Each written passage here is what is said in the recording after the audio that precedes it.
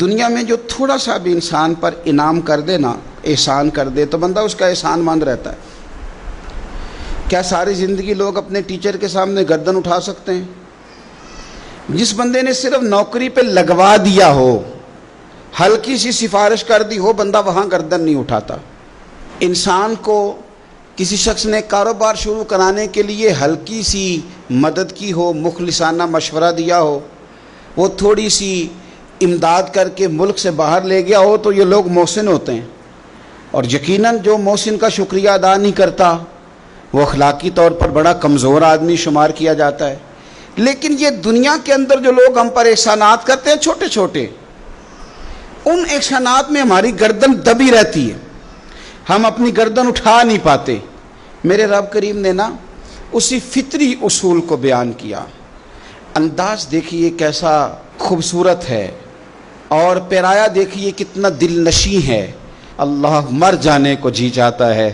میرا مالک فرماتا ہے یا ایھا الناس اعبدوا ربکم الذی خلقکم، اے لوگو اس رب کی عبادت کرو جس نے تمہیں پیدا کیا ہے،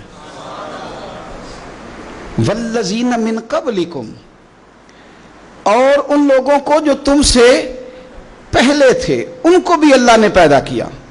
اس رب کی عبادت کرو جس نے تمہیں پیدا کیا۔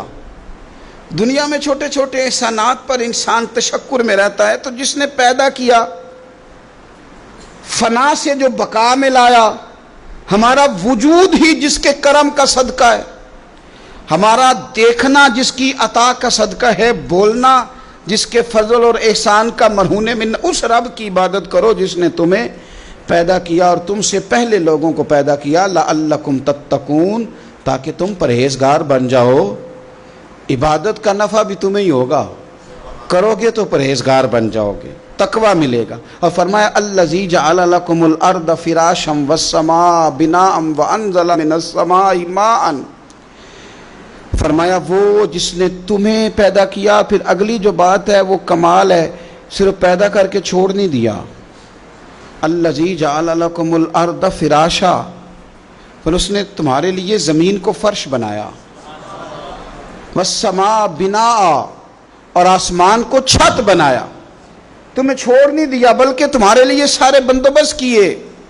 رہنے کو زمین بنائی، آسمان چھت کی صورت میں بنایا، وانزل من السماء ماء، اور پھر اس نے آسمان سے تمہارے لیے پانی اتارا، فاخرج به من الثمرات رزقا لکم، اور پھر اس پانی کے ذریعے زمین سے پھل نکالے، کس لیے؟ رزقا لکم، تمہارے کھانے کے لیے۔ تمہیں پیدا کیا، تمہارے لیے زمین کا فرش بنایا، آسمان کو چھت بنایا، آسمان سے پانی برسایا، پھر اس کی وجہ سے زمین سے پھل نکالے تمہارے کھانے کے لیے۔ پیدا بھی وہ کرے اور تم سے پہلوں کو بھی وہی پیدا کرے، تمہارے ماں باپ کو، تمہارے باپ دادا کو، تمہارے پردادا کو، تمہاری ساری نسلوں کو پیدا کرنے والا بھی وہی ہو، تمہارے لیے زمین کا فرش بھی بچھائے، آسمان کا چھت بھی بنائے، اور پھر آسمان سے پانی برسا کے تمہارے لیے طرح طرح کے پھل بھی نکالے، تو فرمایا فلا تجعلوا للہ اندادا وانتم تعلمون، فرمایا پھر جان بوجھ کے رب کے ساتھ شریک تو نہ بناؤ، پھر تمہیں پتہ ہے، پھر تم جانتے بوجھتے ہوئے اللہ کے مد مقابل تو نہ بناؤ۔ تم تو جانتے ہو اگر مالک وہ ہے، خالق وہ ہے، رازق وہ ہے، تو معبود بھی وہی ہے، اس کے سوا کوئی عبادت کے لائق نہیں۔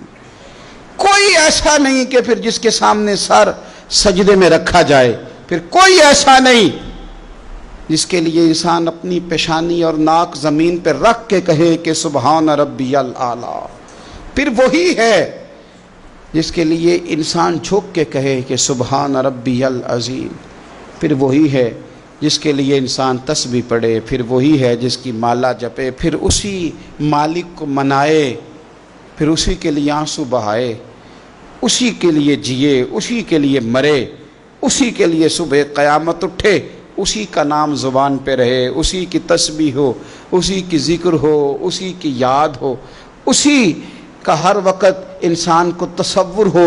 یہاں کہ حضرت سلطان باہو نے کہہ دیا جو دم غافل 100 ਦਮ ਕਾਫਿਰ। ਫਿਰ ਸਾਨੂੰ ਮੁਰਸ਼ਦ ਇਹੋ ਪੜਾਇਆ ਹੂ